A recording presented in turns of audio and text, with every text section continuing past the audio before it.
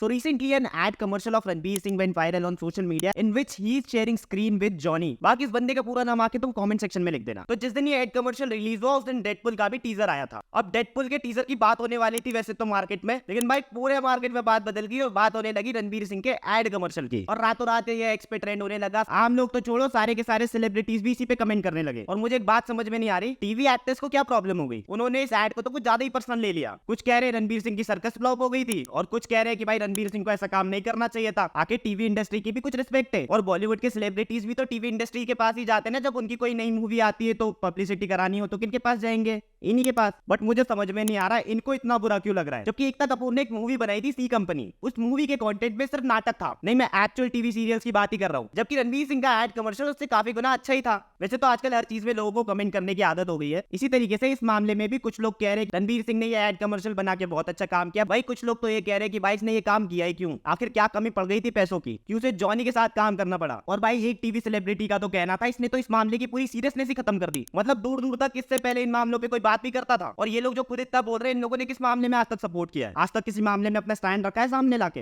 लेकिन जैसे ही पता चला कि भाई इनकी इंडस्ट्री पे बात आ रही है तो भाई इन लोगों ने बात करना शुरू कर दिया। हालांकि रणवीर सिंह इस कमर्शियल में भी ओवर एक्टिंग ही कर रहा था, लेकिन ये कमर्शियल के बाद जिस तरीके का हेट मिल रहा है ना रणवीर सिंह को खुद उन्हीं की इंडस्ट्री से, वो इस बात की सच्चाई बता रहा है कि आप अपने जीवन में कोई भी काम करें, कुछ लोग होंगे जो आपको सपोर्ट करेंगे और कुछ लोग होंगे जो आपको सपोर्ट नहीं करेंगे। अब जो लोग सपोर्ट करेंगे उनकी तो बात ही नहीं कर रहे हैं, लेकिन जो लोग सपोर्ट नहीं करेंगे उनकी बात तो सब तरफ करेंगे। अच्छा, मतलब इनडायरेक्टली वो लोग भी इसी कमर्शियल को पॉपुलर करने की कोशिश कर रहे हैं। और ओवर एक्टिंग से याद आया भाई, यकीन मानो वो दिन दूर नहीं है, आपको ऐसा भी सुनने को मिल सकता है कि एस एस राजामौली बहुत जल्दी अर्जुन कपूर को as a lead hero cast करने वाले हैं। मतलब अर्जुन कपूर के टैलेंट को वैसे ही बॉलीवुड में कोई समझ नहीं पा रहा था, उनके पिताजी उनको कोई मूवी नहीं दे पा रहे थे। और उसी तरीके से एक उभरता सितारा, एक उभरता डायरेक्टर, उसने सोचा कि भाई अब मूवी तो मुझे बनानी है और मुझे पता है ये फ्रेंचाइजी तो वैसे ही हिट है, साथ में अगर हम किसी का भला भी कर दे तो कोई बुराई तो है नहीं। तो उन्होंने सोचा हम डायरेक्टली ऐसे शख्स का भला करते हैं जिसे भलाई की जरूरत है नहीं, लेकिन फिर भी हमारा दिल बहुत बड़ा है तो हम उसकी भलाई फिर भी करेंगे। तो हम अर्जुन कपूर को अपनी पिक्चर में ले लेते हैं, एक ऐसी पिक्चर जो काफी बड़ी सुपर हिट है, उसकी फ्रेंचाइजी भी बहुत तगड़ी हिट है, तो इसका करियर भी हम लगे आप सेट कर ही देंगे। क्या ना, बॉलीवुड का ठेका आजकल इन्होंने ही लिया है। और अभी रिसेंटली एक वेब सीरीज आई थी प्राइम पर, उसके बारे में कितने ही डिस्कशन हो रहे हैं वो तो तुमको वैसे ही पता है। और रोहित शेट्टी जी की ऑडेसिटी देखो, उन्होंने अपनी पहली वेब सीरीज को स्वयं हिट बता दिया। देखो सिम्बा अगेन में सबसे बड़ी दिक्कत अर्जुन कपूर नहीं है, सिम्बा अगेन में सबसे बड़ी दिक्कत होने वाले है पुष्पा। जी हाँ, अल्लू अर्जुन। क्या ना, अल्लू अर्जुन की भी मूवी तभी रिलीज होने वाली है जब सिम्बा रिलीज होने वाली है। अब तुम ही सोचो, तुम पुष्पा 2 देखने जाओगे, देखो अगर तुम्हारे पास पैसे होंगे तो कोई दिक्कत ही नहीं है, तुम सिम्बा भी देखने जाओगे और पुष्पा भी देखने जाओगे। लेकिन यहाँ समस्या उनको होने वाली है जिनके पास एक ही मूवी देखने का बजट होता है, या तो वो पुष्पा देख सकते हैं या तो वो सिम्बा अगेन। अब जरा सोचो, ऑडियंस का वॉचिंग स्पैन वैसे ही इतना कम हो गया है,